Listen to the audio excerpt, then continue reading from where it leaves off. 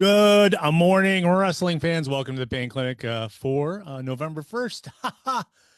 Yeah, yesterday was Halloween. Today is not.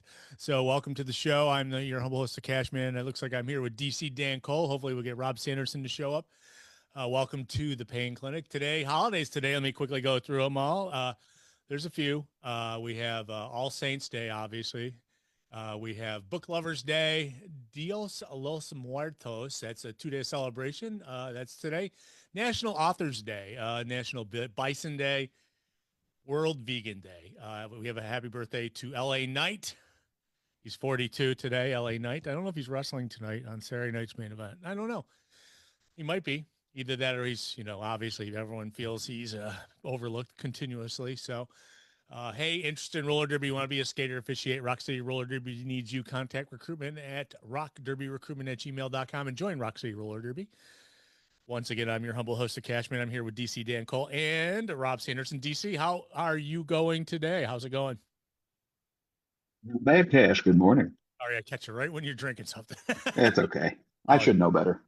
no, good. Yeah, happy first day of November. How was your Halloween down there? It's fine. A little chilly, but I hear much better than the weather was up there.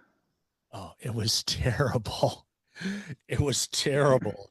We're also joined by Rob Sanderson, formerly the Artist from the Pain Clinic. Rob, how are you doing today? You're muted still. Believe me, he's there. Is he? He is. I see. I Is he see. really? He is logged in. Maybe his computer's updating, but we will talk to him If just a an second. artiste logs Does onto the this pain work? clinic and doesn't make a sound, is he There, there? there you Good are. morning. Good morning. What's up, buddy? I'm in safe driving mode. I'm not driving, but I'm in safe driving mode, so I'm extra safe. Good morning. Oh, well, thank you for being safe. Good morning. How are you doing today? Well, obviously, are you in Rochester? Are you in the area? Currently, yes. Yes, I am. And I'm glad that I did not waste a lot of money on World Series Game 6 tickets. So, um, Yeah, yeah, yes. yeah. Well, it was also on Halloween, right? I mean, and did you get any trick or treaters? Like two, I think, and it was much later. I didn't handle that myself, but yeah, not too much of that. I heard the stories of my niece trying to trick or treat and just the disaster that was with the wind and everything. So, Yeah, it was terrible. It was windy. It was rainy. It was just like the worst possible. I got zero, but I also do a roller derby show at 7 o'clock on Friday nights, and so I was home until I had to go to that last night. And I've got zero, but I got a big bowl of candy. And I thought you were going to say you're glad you saved money on not buying candy, but yeah, no, there's a plethora of candy. I actually somehow like won a box of mystery candy that was mailed. Long story short, and so that was in addition to other candy that was already purchased. So yeah, there's a lot. I don't know. I almost feel like in situations like this, and like we've had so many bad weather Halloweens I can think of, including when I was a young trick-or-treater, and there was the other kind of precipitation that I don't want to talk about.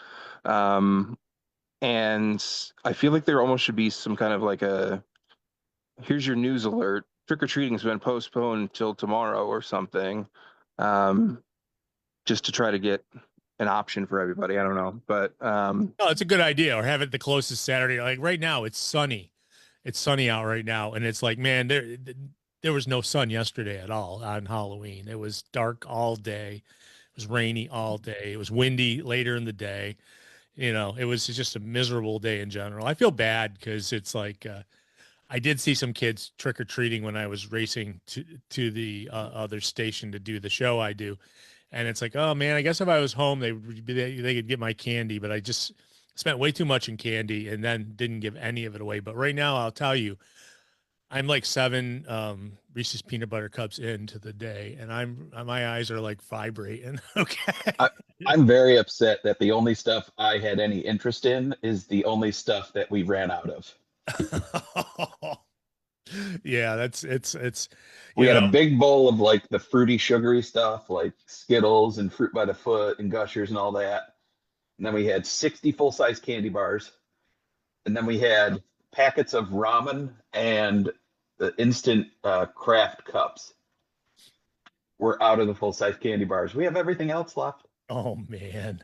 Oh man. Well, I'm glad you're very thoughtful because there's some people that don't eat sugar, and so you gave them the ramen. They get, that's pretty cool. I was surprised at how many kids were like, "Oh my God, ramen and mac and cheese." Awesome. Well, on that note, we this is well, you're in North Carolina. We're in Rochester, obviously. Weather must have been, obviously a little bit better down there. So, but I was hoping for people to come. I was like, I was disappointed because I even, went and set up all my Halloween stuff all over the front yard to let people know they could come here. And then, of course, I leave. But let's jump into the world of pro wrestling. I guess that's why we're here, right? To talk about the world of pro wrestling. But Rob, before we get too far, Rob, I want to ask you about your adventures last weekend because you obviously GCW was in Rochester last Friday, a week ago Friday. And well, how did that go? I mean, how was the crowd? It was I think it was a kind of a crappy day then too. I believe it was like rainy on Friday night. So yeah, I mean, and how was the what was it, a cage match that they had there? How did they do that? No cage match, but every match had some kind of a gimmick. So there were, yeah, overall, I mean, I I think it's the best GCW show that I've called so far, which I think is at like 6 or 7 at this point. It was, I thought it was the best one in Rochester so far, which honestly I didn't necessarily expect going into it for that to be the case. Like I thought it was going to be a really good show, but some of the matches just absolutely blew it out of the water. There were like the show started with a garbage plate on a pole match for the world tag titles, and um, credit to me for that match idea that I didn't think would ever actually happen. How do you put a garbage plate on a pole? I mean, Well, I would have done it differently than it was done.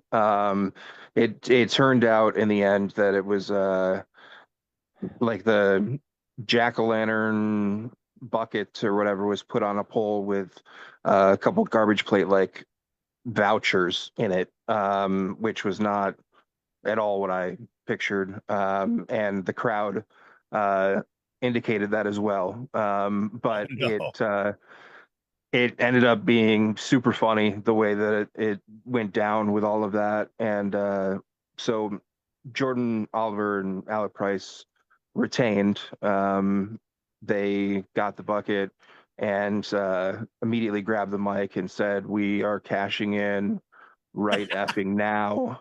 While the entire giant crowd inside Water Street was chanting garbage plate, and they were immediately delivered two fresh garbage plates to the ring, which they dug into.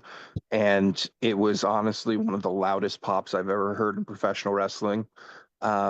The whole match was basically an infomercial for garbage plates in Sure. Rochester. Know your audience. There you go.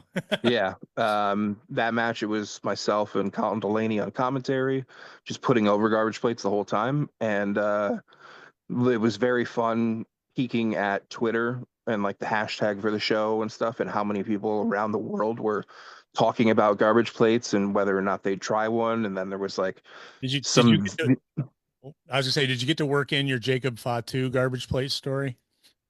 not that one, no, but I mean, it was, it was something else. I mean, see, there was like some vegan fan from overseas who then like the next day like made their own, inspired from seeing it and stuff. So yeah, I think there are so many more people, so many more wrestling fans out there that are now aware of Rochester's fine dining delicacy. And it was tough because like it really smelled like garbage plates up there, and that was match one. and like we were hungry at that point. There were no garbage plates for commentary, so um, but yeah, it was a great way to start off the show. There was a blindfold match between Marcus Mathers and Cheech, which was, I have no hesitation saying, the greatest blindfold match in the history of professional wrestling. It was unbelievably entertaining. It was so good. Arguably, I mean, in consideration for match of the night, totally worth checking out.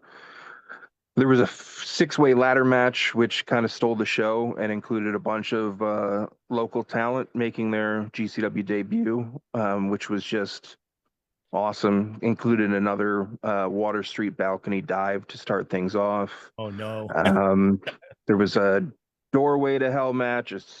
The ladder match was stairway to hell. There was trick or treat street fights. There was a casket match.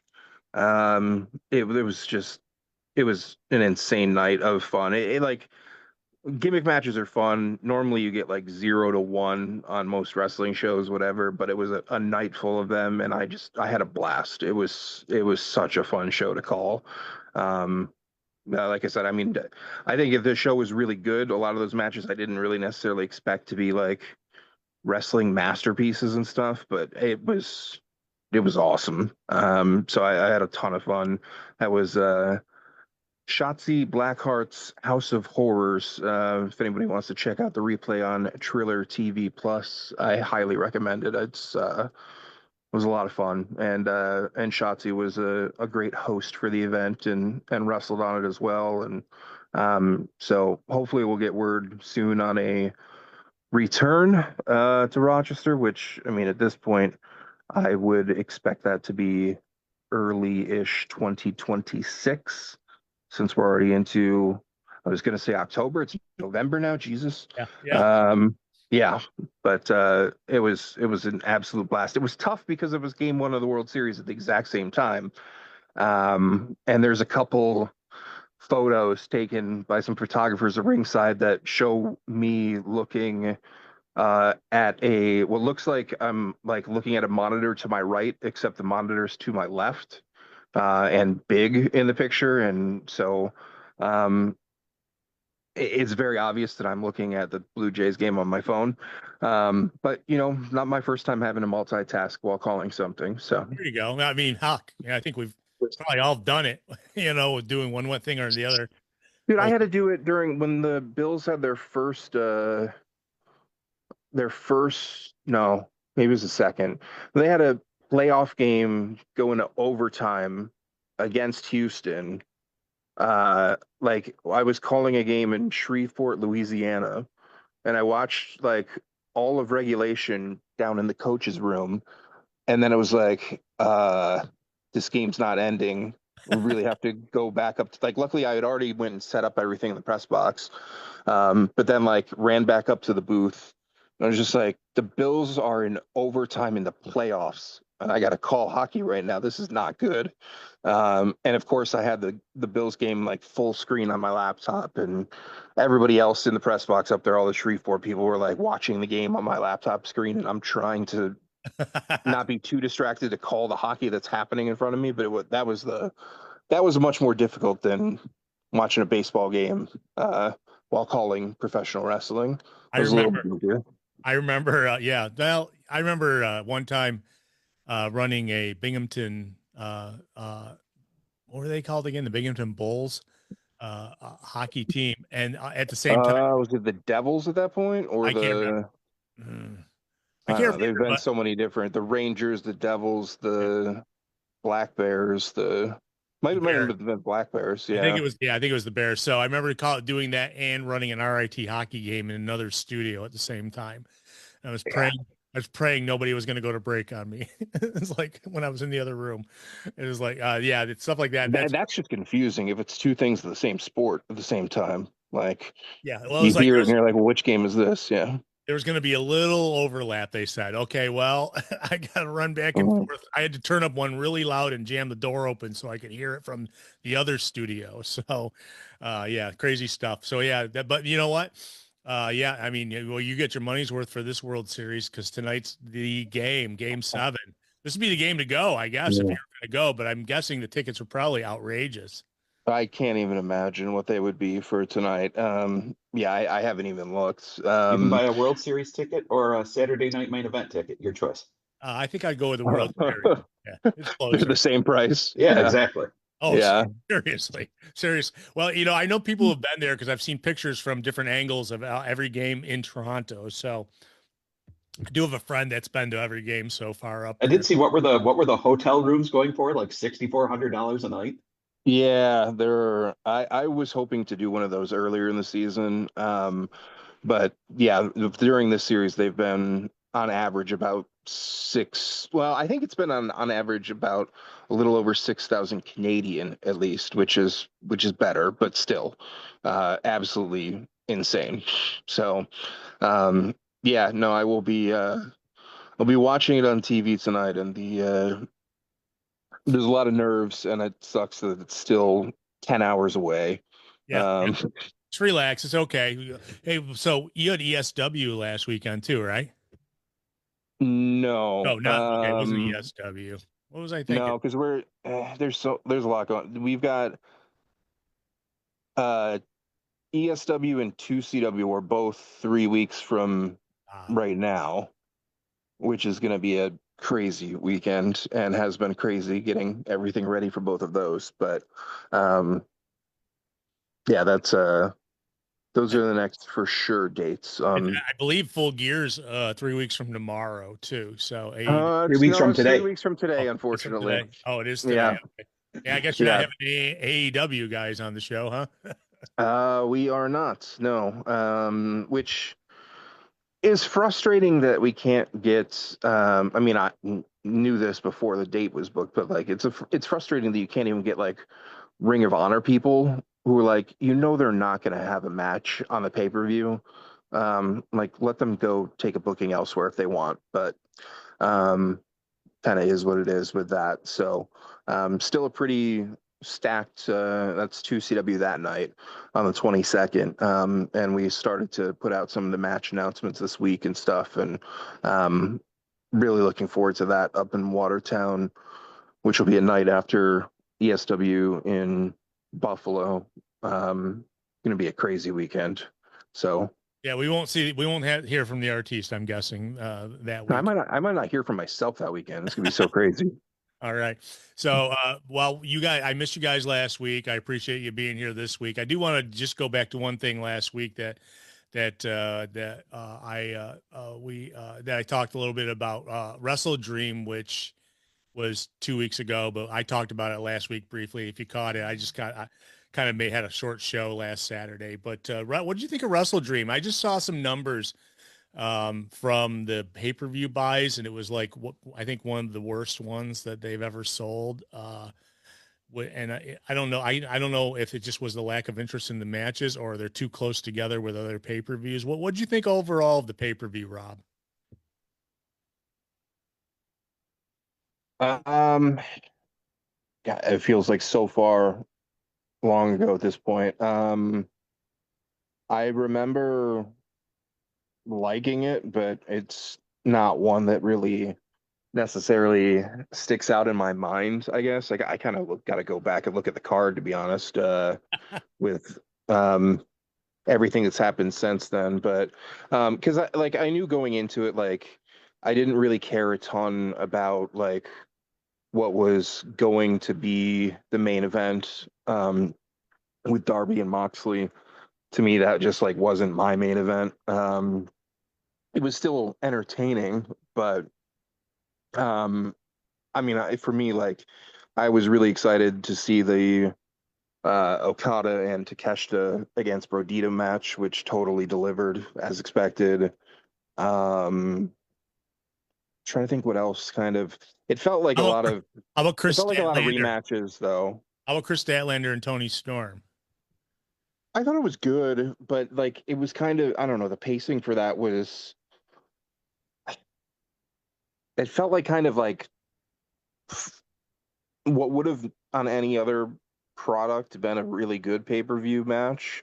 I think it was still a really good pay-per-view match, but it was a little more paced for TV, I guess is the way I would put it. Like I thought it was good, but it wasn't necessarily my favorite. I mean, the Jurassic Express and the Bucks, that was definitely a good match too. I don't know, I kind of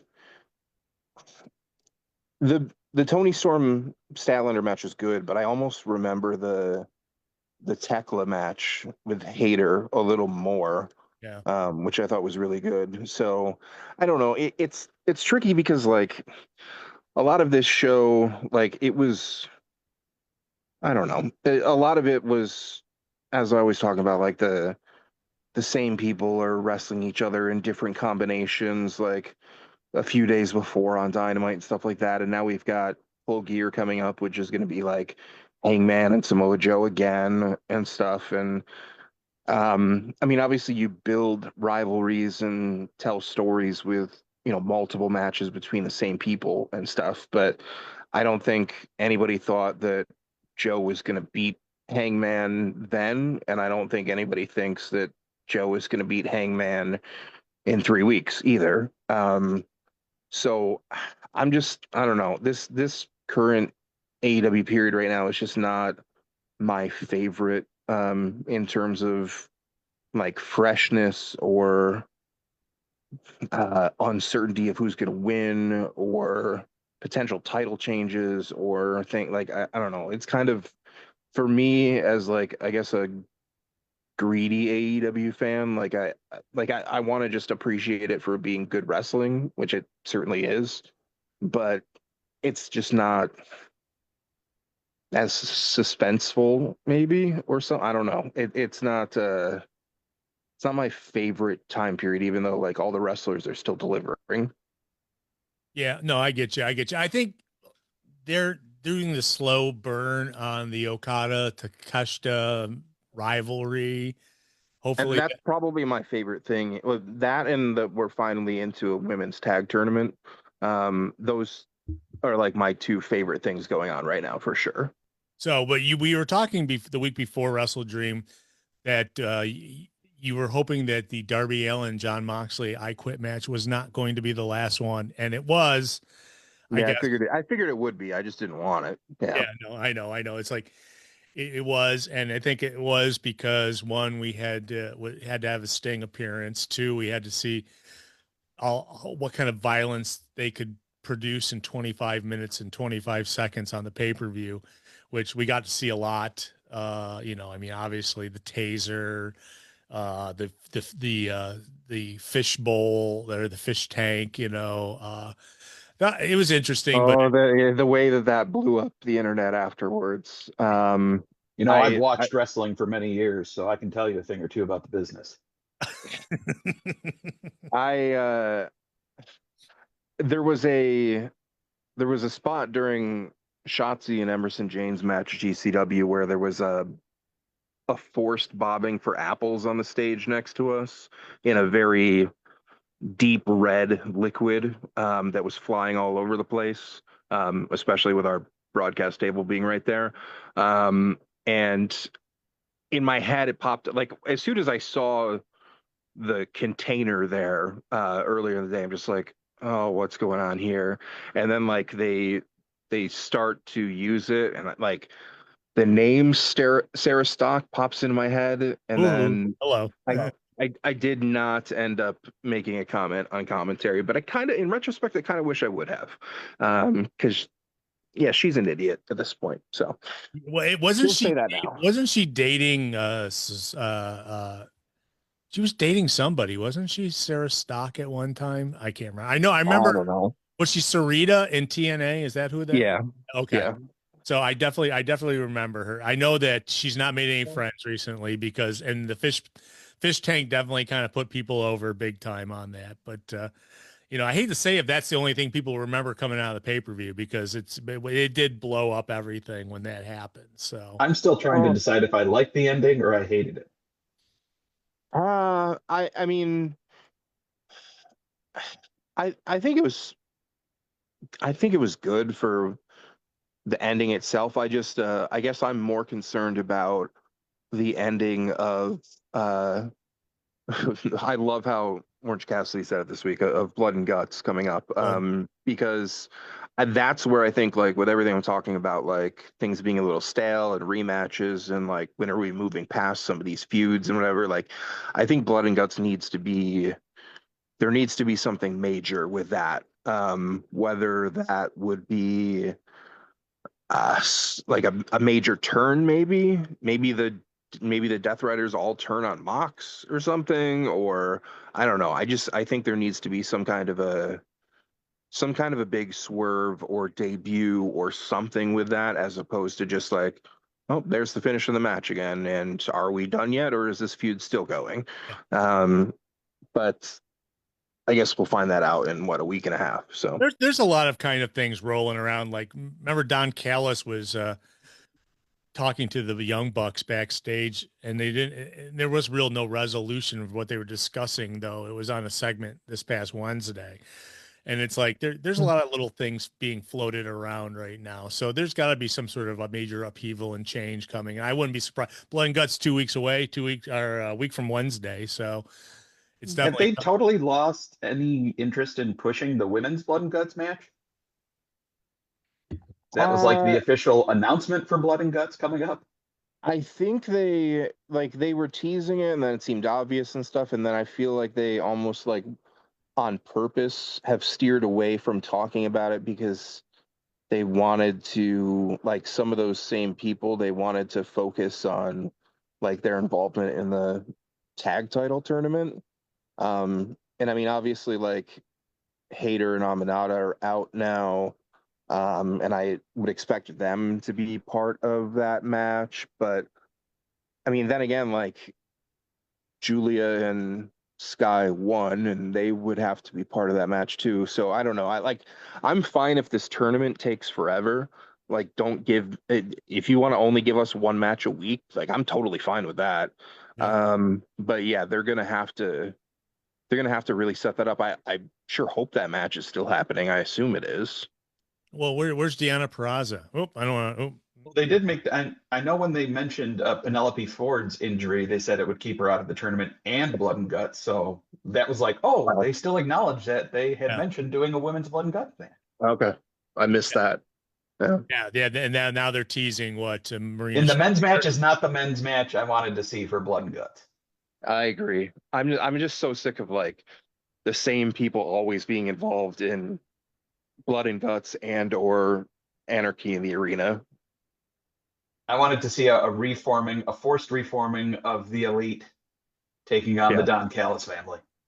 Yeah, that's where the feeling I was getting from when Don Callis was addressing, because he did the introduction for the Bucks last week, and he's like throwing them bones or whatever because they didn't win the money and whatever, I mean, it's all wrestling. So, but I think that there's going to be a major turn, and maybe the Bucks become faces out of this whole thing against the Don Callis. What has he got? Like 10 people in the family now, and it is an extended family for sure. Yeah, I was gonna say, and they all look incredible in that painting. I didn't know he had that nice torso tattoo either. Yeah. Thug life, is that what it said on it? No, family. Yeah. So I was gonna say he did his best Dominic Toretto. There we go. There's gonna say there's some people that weren't even in the painting. That, I mean, where's Andrade? Oh, no, we're not gonna talk about Andrade. Even though that was a couple. Can you imagine if this whole Andrade thing ends up being like a whole master TKO plan, where like in the end they wanted to like do this just to like keep him and draw up some attention and stuff. It's obviously not the case, but it's such a weird dynamic. It's funny is everyone keeps saying because there was obviously some legalities behind him not being able to having a 1-year non-compete. When you have a non-compete, you still get paid. You just don't get the upside of the payment. You don't get the, so you still get the whatever your baseline is. The guaranteed minimum. Yeah, your guaranteed minimum. Yeah. So I mean, they don't do house show upsides anymore. So I don't know how else they give bonuses to people. But so the thing is if he was still getting a paycheck from WWE, don't you think he would say something to maybe AEW before he was coming there? Or because I've known that people have had no competes in other businesses, they have not gotten paid. They still legally could not get paid So it's like I'm not really sure the legalities of it, but nevertheless, there was a lot of rumors Which about. that should never hold up in court whatsoever. Oh, definitely. And New And York, I thought his 1 year is ridiculous, and then it came out that Samantha Irvin had a 2 year. I saw that Samantha That's- Irvin. Yeah, It's Yeah. ridiculous. she's a ring announcer. Come on, 2 year non-compete. I just doesn't make any sense. So, but well, your TKO is a gigantic business. So I mean, I could see that. I could see that being like something that when you sign on dotted line, it's somewhere in that contract of 45,000 lines that you just signed. But but she was the voice in And the. you probably think you can get away with anything when you're friends with the authoritative state. So I mean the government. So True. So yeah, you can change. You can. I don't want to go there. We should, but I don't want to. I do want to say that I was kind of bringing up, but they had the whole. Someone was complaining about they didn't feel that they got a significant enough place in that picture of Don Callis and the family, though. But I'm kind of watching it right now as we're talking because I'm rolling it by while we're on the air, and I'm looking at that picture. I never realized that Don Callis was such the Adonis. So, but I think I cannot wait for Takeshita and Okada to freaking finally get this done because they've just been teasing it so much. But let me jump into some of the topics we really wanted to talk about because I did want to get into some of that stuff. But I know tonight, Rob, you've got the World Series on your mind, but the WWE is looking for a new champion. And we got Uso versus. even if I didn't have the World Series tonight, let's be honest. Yeah, it's true. I know you're not. I mean, I'd almost rather watch like that Brat Caillou, but proceed. Okay, I was gonna say we're gonna have a new champion after tonight in WWE because of Saturday night's main event, which is on Peacock, which you have to pay for, and not unlike if it was on NBC, which NBC, I mean, you don't pay for it; it's streaming over the air or whatever. But we have a Saturday night's main event tonight. We're gonna get a lot of direction in tonight's show. We're gonna obviously get a new champion for Monday Night Raw or whatever Seth Rollins' belt was. I can't remember. World Heavyweight Champion, is that what it is? Yeah. So the World Heavyweight Champion will be declared, and then we're gonna get John Cena's got 2 months left in the WWE. I don't think he's gonna go to full December. So I think his last official date is December 13th, which is the last Saturday night main event of the year on Peacock that you have to pay $29 for or whatever.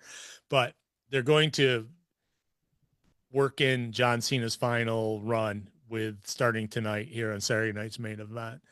It starts early tonight too. It's at 7:00 on Peacock. So, but they have 4 matches planned. But I did want to bring that up a little bit, and it's obviously they're rushing Punk into the title. I think he's going to be the title. Obviously, he's over.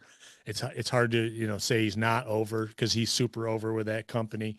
And he will, could we see an Uso turn? It's a probability of either Jay or Jimmy. Jimmy's been kind of acting a little heelish at times, so and that may have something to do with it as well. But we're going to get people are going to finally get their wish come true. Punk will be the champion after being back a year and a half or whatever.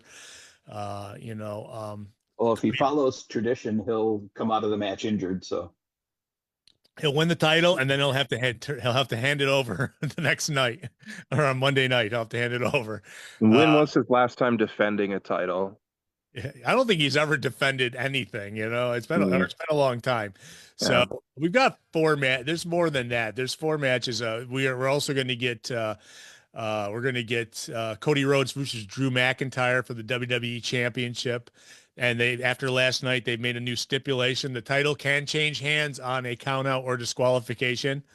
I thought that was interesting because they had I don't know why they do a contract signing like 3 days before the event or 2 days before, 1 day before the event. It was last night on SmackDown, and it's poor business strategy to not have that locked in sooner. Yeah, well, even though they've been advertising it for months, but the interesting thing is that he wouldn't, Drew McIntyre wouldn't sign because until he could guarantee, he goes, well, Cody Rhodes can win on a count. He can win if I get count out. He could win if I get disqualified. He goes, that's not fair to me. And so he Cody Rhodes agreed to his stipulations that the title can change hands on a count out or disqualification. I don't think we're going to see it either way.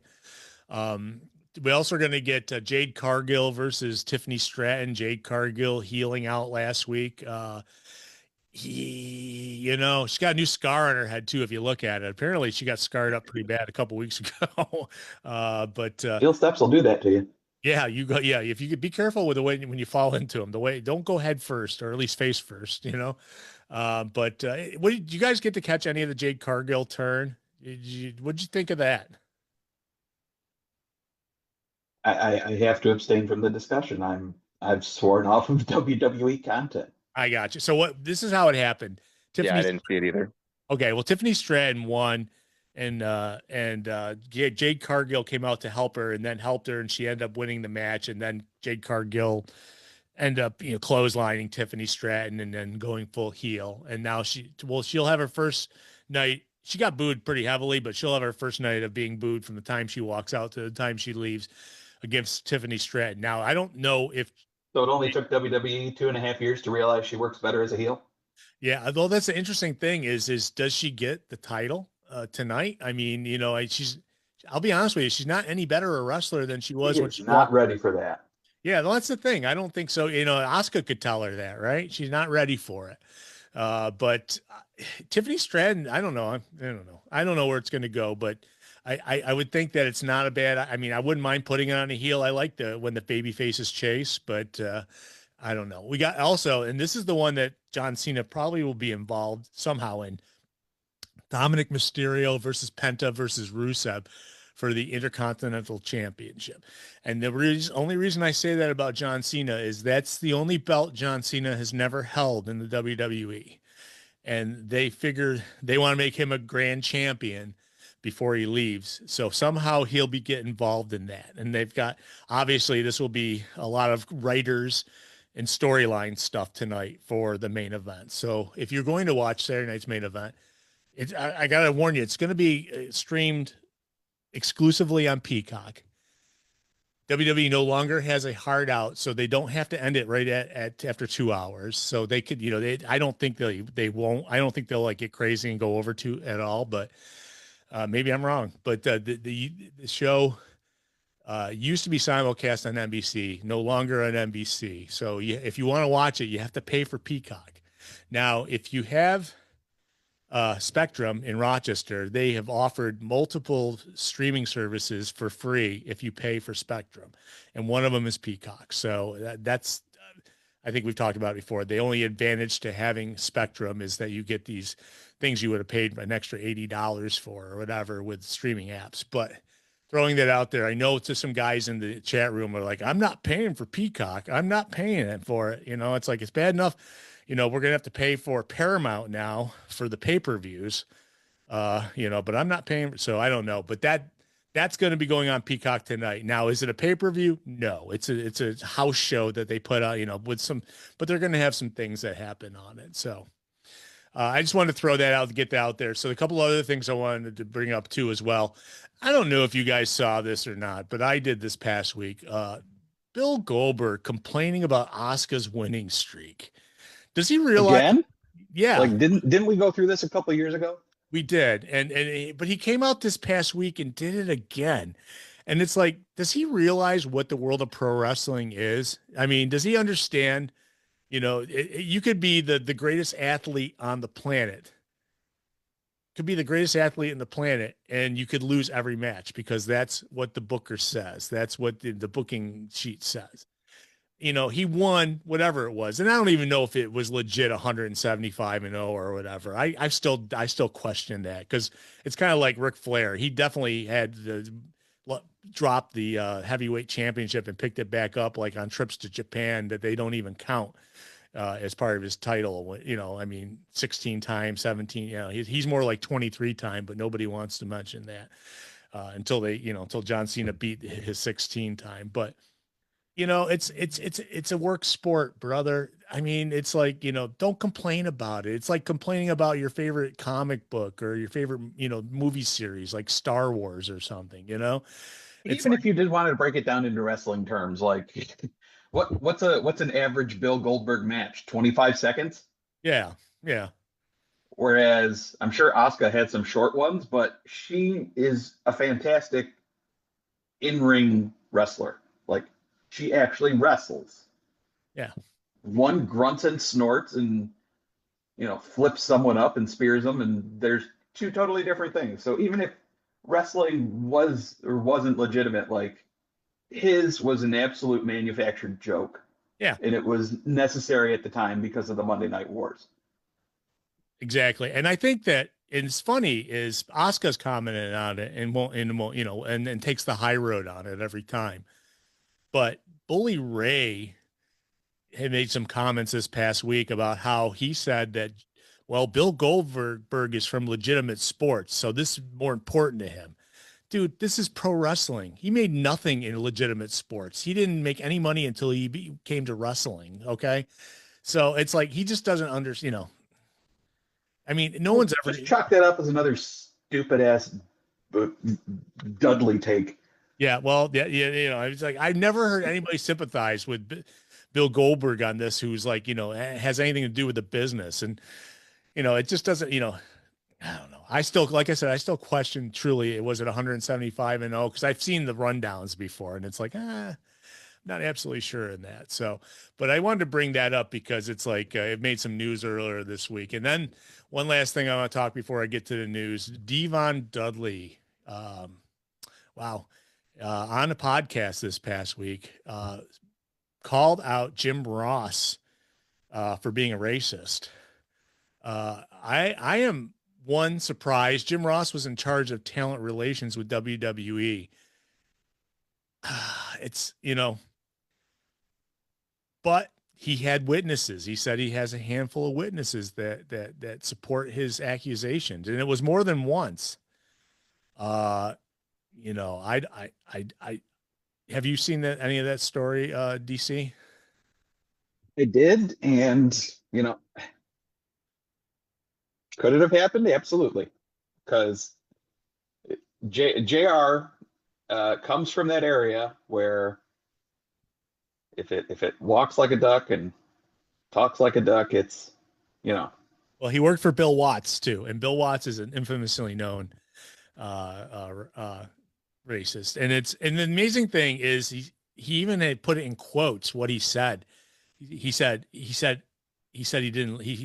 confronted him and said, "You don't like me." He goes, "I don't like you because your skin color." That's what the quote said. So it's like, eek. Jim Ross has not made has not made a comment on it. I'm waiting to see what Jim Ross, I mean, listen, Jim Ross has always been a friend of the show, and I never felt anything, any way he talked about anybody that was the way he felt. But he, like you said, if it talks like a duck and it flies like a duck, I mean, if he truly does have witnesses to it, then own up to it.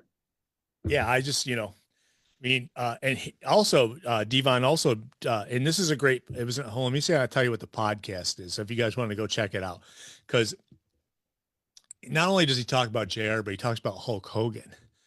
And Hulk Hogan, he said he had an opportunity after everything had happened with Hulk Hogan, that Hulk Hogan had an opportunity to make good with him, and he didn't.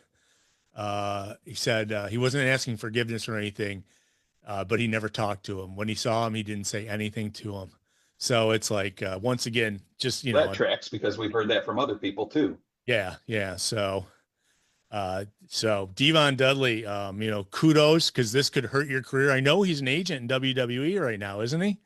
I think he is. He's an agent. I mean, he just wrestled his last, quote unquote, last match in TNA on the Bound for Glory pay-per-view to lose to the Hardys. But, I think he's inferred before in podcasts that some people were racist that above him, and he never really mentioned by name, but kudos to Devon. You know what, you call him out if you can. This is the time you can get it, you can do it, but I hope he doesn't lose his job because of it. Because, I mean, it's I don't see how he could.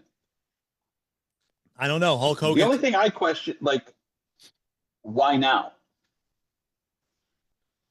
Yeah. Why are you choosing to bring it up now?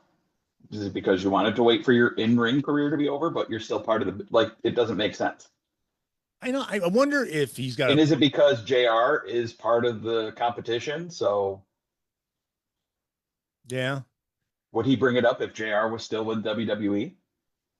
And you know, the interesting thing is when he said it in front of people, he said it in front of Bubba, Paul Heyman, Spike Dudley, Tommy Dreamer. Though all those guys were within earshot of that happening. So yeah, I don't know. I think either he's got a book coming out, or I don't know. It's a good question. That's a, you know, why now?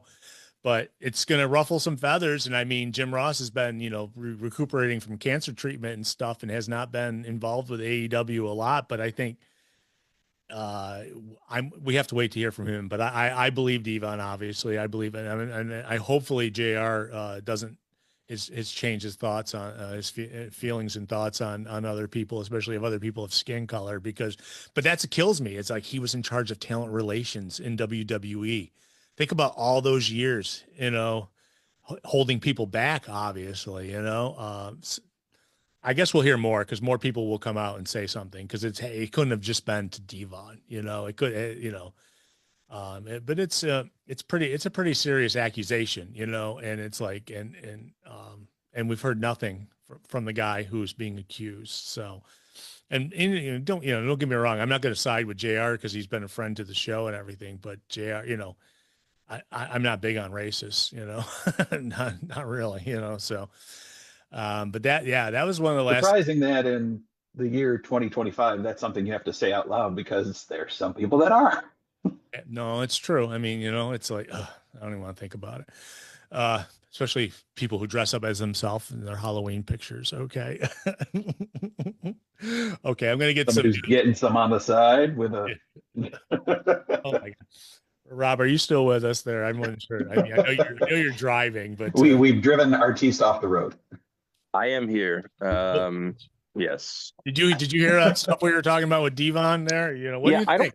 I don't know if he does work for WWE still. I thought maybe that had already come to an end, and I don't know. I mean, I guess I want to think along the lines of, like, if he's just doing a podcast because his in-ring career just came to an end, and then he's asked about, like, because I think it's something that he, like, previously alluded to at some point. Yeah, he definitely And so did. he was asked about. I mean, I haven't seen the podcast, like the new one yet, so it's tough to fully comment on it. But yeah, I mean,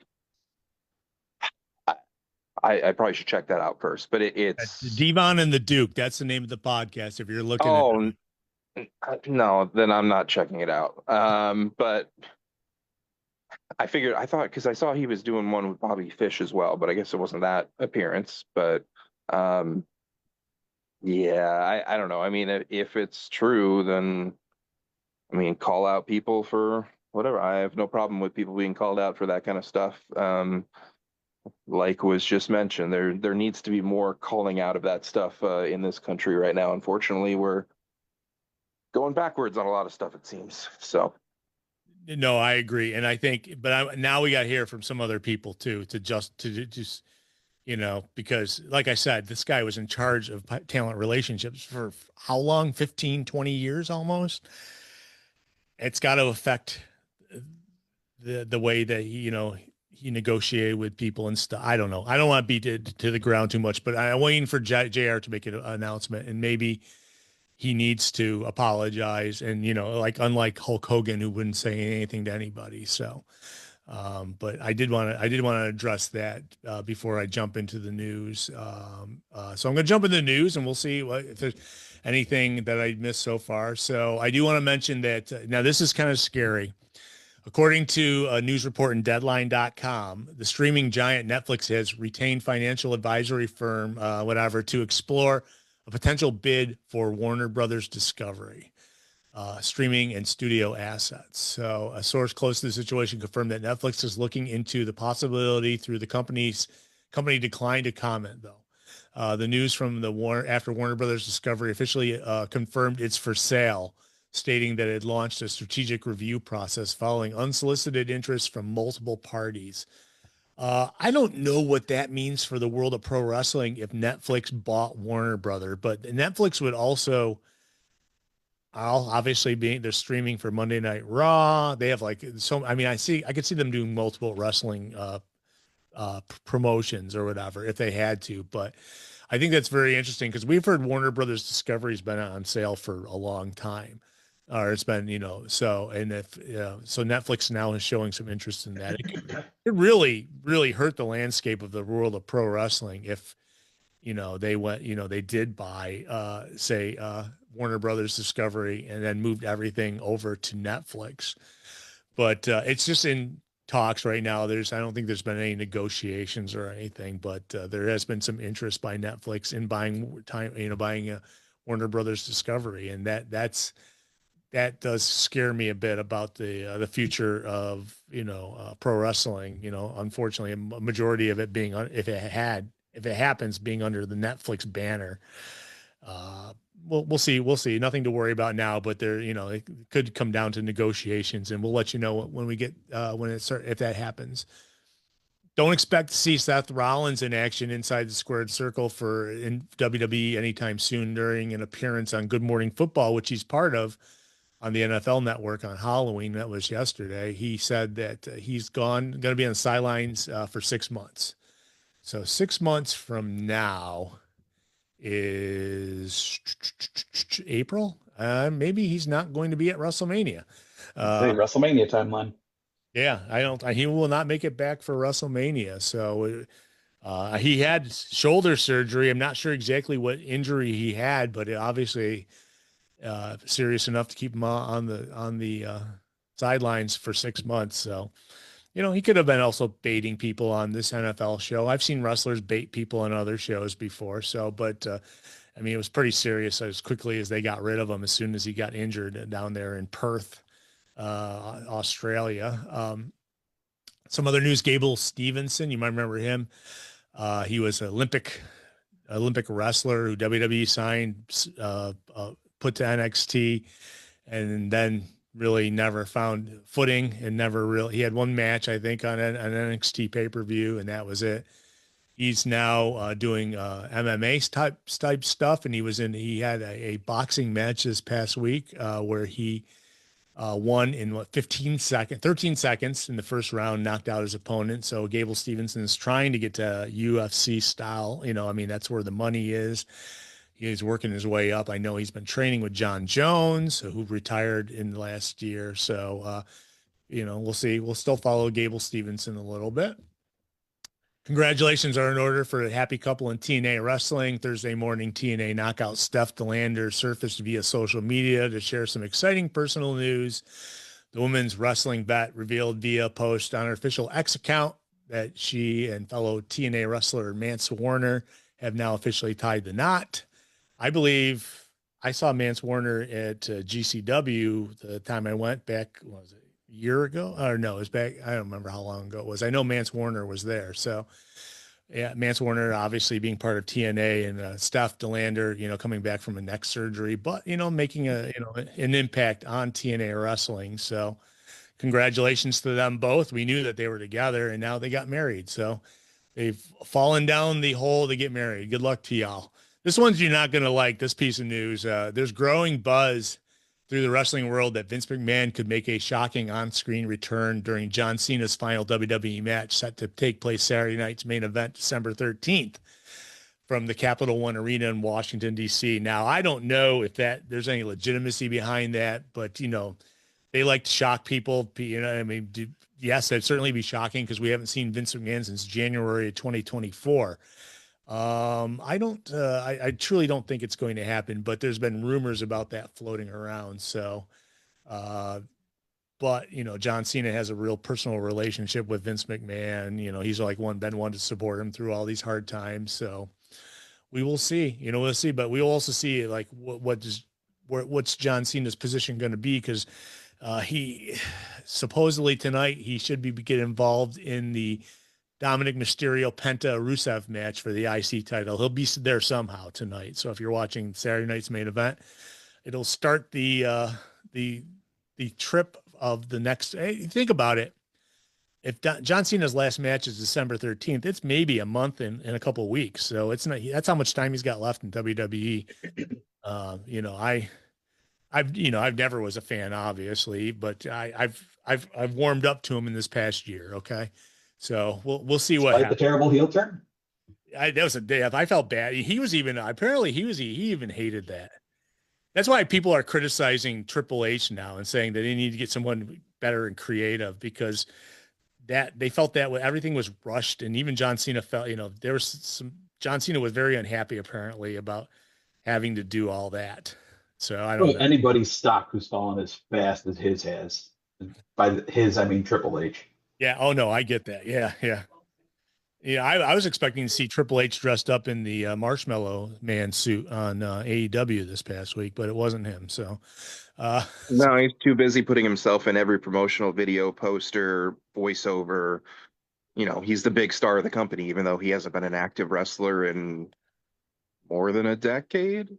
It's interesting. Yeah, it's not to get away from being a family-friendly PG show, but he services himself in front of like full-length mirrors at this point. Like, yeah, what's funny is they were doing these teasers on X this past week, and all the teasers were for the video for WrestleMania. And that and in the if you've seen the new promo for WrestleMania, you've got Brock Lesnar, CM Punk, Cody Rhodes. Well, look at that. CM Punk sitting right next to Brock Lesnar. Yeah. Oh, yeah. Tell me more about his morals. And Roman Reigns. And the funny thing about that is a lot of people say that that's a spoiler for Saturday night's main event. If he's going to be involved in WrestleMania, then he's probably going to win the title. And it's like, I don't know. I mean, probably. Yeah. I mean, you just said it was 6 months away. That doesn't mean anything. I know. I mean, granted, as somebody who's not watching the product, I would assume that he's winning tonight in what's a lose-lose match in my mind. But yeah, if anything could turn me off more from their product than I already am, it's that. Oh yeah. Well, a lot of people were like in the beginning of the week when they were putting out those mysterious plugs on X. But everyone thought it was like the debut of a wrestler, but no, it's just a commercial for WrestleMania. It's like, what? And to WWE's credit, like when they do stuff like that, it gets people excited because usually like that's one of their strong points. So for that to just lead up to the WrestleMania thing with Triple H front and center, like it's awful. There's no reason to tease it. Like if you're going to do that poster or whatever, fine, but you should realize that if you're teasing that from a marketing standpoint, you're setting expectations for something immediate, for something bigger, for something that is not what you're actually giving the fans. So you're setting yourself up to disappoint everyone. It's dumb marketing. Well, I mean, like I've said, I think they've hit a creative lull in the company for a while now. So I think it's if you have to promote something, and people automatically think it's a tease for something on the product on TV and it's just a commercial. I think you're just setting people up to be disappointed for everything. It's like, I just can't trust their PR promotions and, the way. The only thing that would have made it worse was a teaser for next year's WrestleMania in Riyadh. Yeah. I want to see how they're going to swing that. It's like, yeah. I think it's going to be interesting to see how they, because they realize they're getting a lot of flack from everybody. Yeah, they show those videos for it in the arena and people are booing. It's like, this is, you're not making it as a destination place for everybody, especially in the Middle East, It's bad enough we're doing the Royal Rumble there this year. You haven't heard anything about the Royal Rumble yet either. So to WWE's credit, they have fans that come from all walks of life, and they've chosen to hold their marquee event at a place where if any certain of those people within that fan base go there, that's a country that would kill them. Yeah, no, you're right. You're right.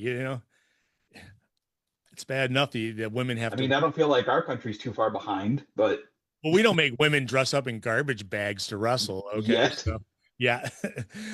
So I'm going to move on a little bit. Oh yeah. By the way, John Cena is supposed to take on Gunther in his retirement match. So, it could be like the transference of the IC title because he's apparently there's rumors he's going to take on Mysterio at Survivor Series, and then he'll drop it to Gunther in his retirement match.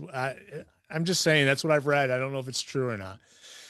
Bianca Belair, we haven't seen her in a while. Her future remains uncertain. Apparently, she had a finger injury that happened when she clashed with Io Sky and Rhea Ripley in the marquee women's bout from WrestleMania 41. During the high stakes triple threat encounter, Belair broke her finger, an injury that initially appeared minor but has since developed into something far more serious than expected. There's currently no definitive timeline for Belair's return, and internal sources have expressed concern that her finger injury could be far worse than originally. I say just lop it off. You got 9 other ones, just lop it off. No, I'm kidding. But as soon as Belair can come back, she will be pushed heavily, I'm sure. So next year, there's rumors the WWE developmental brand NXT, the NXT women's division, is going to embark on a tour of Japan in 2026. They're in negotiation stages right now for that, so I think it's pretty cool. CJ Perry, you might remember her as Lana, Rusev's manager, kind of wife, sort of thing. She's announced this past week that she is going to be producing a new podcast called Identity Crisis. She'll co-host alongside film producer Jonathan Saba, and the project was revealed on her Instagram post earlier this week. So Lana not coming back to WWE, but still, I guess was there the other night. Because I saw some pictures on her Instagram page, but she's going to be the debut. The debut of the Identity Crisis podcast starts November 3rd. That's Monday. So if you're a big fan of Lana, check it out. Speaking of wrestling, if you're going to watch Collision tonight, Collision is on tonight. You're going to get some great matches. We have Bandito versus Mascara Dorada for the Ring of Honor Championship. That's going to be very cool. Mercedes Moné versus Olympia for the CMLL Women's Championship.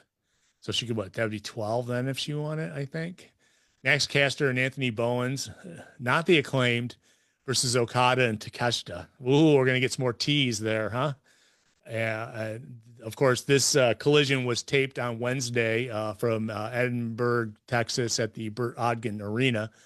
And it's going to be starting at 8:00 tonight and simulcasted on HBO Max and TNT. So if you want to, forego watching Saturday night's main event, you've got AEW Collision. So definitely check that out.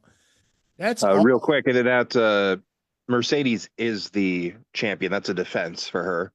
That CMLL belt. What was the 11th title she won then? What was that? Oh, it was Mina Shirakawa, right? She took the Ring of Honor television. The interim women's television championship. Yeah. Yes.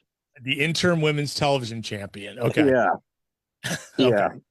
And apparently the non-interim champion is healthy in Red Velvet. So that's what everybody's wondering now, is if she's going to wrestle Red Velvet and beat her and then carry around the actual women's TV belt and the interim women's TV belt just to heal up the gimmick a little more, which I think would be hilarious if she does that. But very interesting. Yeah. So, that's right. So I forgot that. I know that I lose track of Mercedes belts. There's so many of them. I'm sure, it's interesting. Rob, do you think that independents are more than happy to let her walk off with their belts just so that she can parade them on TV and stuff? Yes. I can say that I have spoken with multiple promoters about her rate and all of that, and the exposure that she brings if she comes in and wins your belt and wears it on TV and all that stuff is gigantic. So I'm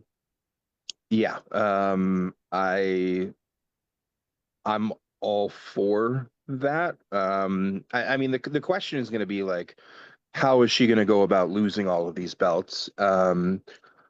And will it be a gradual thing or what? But I'm still enjoying it. I think it's a fun gimmick. It's different.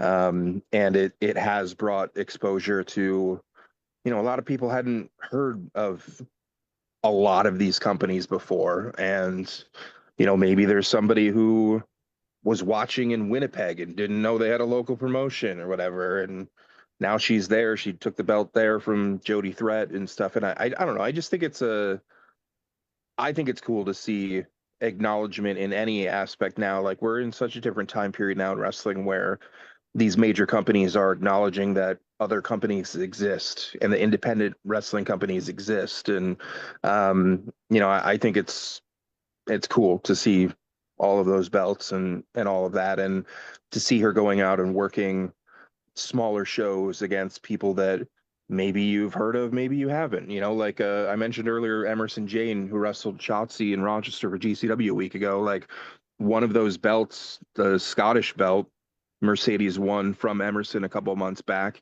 And I'll be honest, like before I watched that match a few months ago or whatever it was, and I'm pretty sure that was my first time seeing Emerson wrestle. Was impressed by her, and then like GCW brought her over for this run and stuff, and it just it's helping wrestlers, it's helping companies. There's too much negativity about it out there, to be honest, because again, I think that there are too many people who are stuck on saying she's not a good wrestler, which is, I'm sorry, it's the dumbest argument in wrestling out there. She's having as good, if not better, matches than any other woman on the planet this year. The beginning of her AEW run was not the greatest, but she's having really solid matches at this point, and I enjoy what she does. I mean, she had solid matches when she was in WWE. She's always had solid matches. Oh So yeah, yeah, that's a good thing she's about still again part of the best women's match like of all time with her and Bailey yeah. in NXT Takeover Brooklyn. Like, I don't know. I think some people need to be a little bit more objective. I don't know. People need to give her more of a chance with that because, like, oh, like she's got creative control. No, she doesn't. She's booking herself to win all these titles. They're making all of these companies give her the title over. Like, what? Like, all of these companies are beyond happy to hand her their belts. Like, if you think there's something other than that, like if you think there's a company out there that paid her 25 grand to come in to like fight for their title and they're upset that she took it or something, like what? Like, I just there's it's of everything in wrestling that this all of the narratives around her, some of the most baffling to me of all time. You know what I think is the cool thing is if she wins your title, it means she's got to come back too, you know? And Yeah. so, yeah. So, and I mean, yes, I was talking about it last week, the 25 grand booking fee, but also that was negotiable depending on the distance and the size of the promotion too. So, Let me just say this too. As somebody who's been, I won't say too much here, but yeah, that's not the highest rate out there. the Undertaker is I right. can, You not even just, I'm just, that's, there are other people being paid more than that, on a fairly regular basis. It like the rates in general have skyrocketed compared to what they've been a few years ago. And it also doesn't help that so many wrestlers now coming off TV contracts are getting the agents that are, I mean, now they want you to pay 2.5 times what you used to pay for the same wrestler and when you were able to book them directly.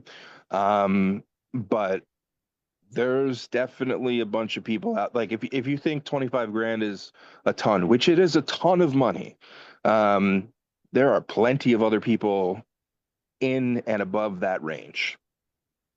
Yeah. So if you think a $25 ticket to an independent wrestling show is a lot of money, think about how much the company is spending for that show there. There's some companies that aren't spending anything because all they're using is people that they've trained. And there's other companies out there that are spending the complete opposite of that and plenty in between. But I don't know. That is she giving her the money's worth to these companies? Sure, you can debate that. all day because $25,000 is a lot of money. But Yeah. it's an investment, and you gotta spend money to make money too.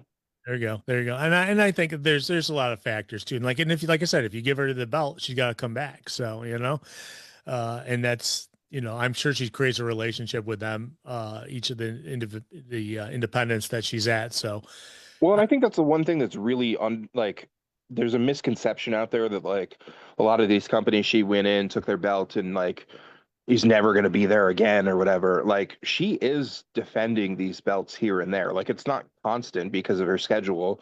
But like there have been defenses in these companies too. Like she's not like it's not like she's going to have CM Punk runs with these belts and never defend them. Like that might happen with some of them or whatever, or she might only defend once and lose. But there are plenty of them that she is like defending just as much as anybody else would be. well, there's different levels of championships she has too. There's some, like you said, CMLL. There's some pretty big Mhm. ones, I mean, those are big titles. So, Yeah, uh, I mean, she's made a good amount of trips to Mexico with that. And that's something that like we don't, sometimes we hear about, sometimes we don't. But the same thing, MJF was doing that too when he had a belt, down there as well. Like these, it's not always going to be a part of the American TV show that you're watching. But I mean, these people are there's some people putting in an insane amount of miles in the wrestling business these days, like more than we've ever seen. And I think it's pretty cool.